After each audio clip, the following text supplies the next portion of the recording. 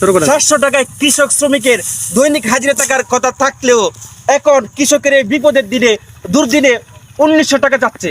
কারণ কৃষকের এই জমি পানিতে প্লাবিত হয়ে গিয়েছে। কৃষকের দুর্দিনে এই কেমন অমানবিক কাজ করছে দিনমজুর দৈনিক শ্রমিকেরা। যেখানে 700 টাকা নিলে তাদের চলতো, সেখানে তারা 2000 টাকা নিচ্ছে। ধানের দাম এদিকে 700 টাকা আর শ্রমিকের দাম 2000 টাকা। এই ক্ষতিগ্রস্ত আর এই সমস্যার সম্মুখীন হয়ে যাচ্ছে কৃষক। কৃষক বাঁচলে বাঁচবে দেশ, কৃষক বাঁচলে বাঁচবে রাষ্ট্র বলেছিল অনেক স্লোগান, কিন্তু এই স্লোগানের বিপরীতে কৃষকের এখন সব শেষ। কৃষক বাংলাদেশে কৃষকের সব শেষ।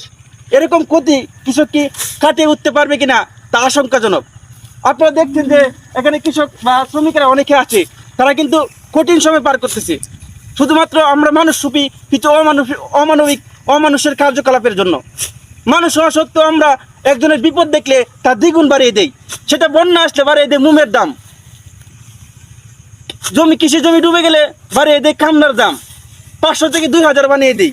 সেটা আমরা এই মানুষ রূপী অমানুষদের কার্যকলাপ। সবসময় আমরা মানুষের বিপদে পাশে তো দাঁড়াই না মুসলিম হিসেবে, বরং বিপদে আসলে তার গাড়ে লাথি দেই বা তাকে আঘাত করার চেষ্টা করি। এই ছিল আমার বলা। দুঃখের সাথে বলতে হয় আমরা মানুষ হয়েও অমানুষের কাতারে চলে গেলাম। আসসালামু আলাইকুম।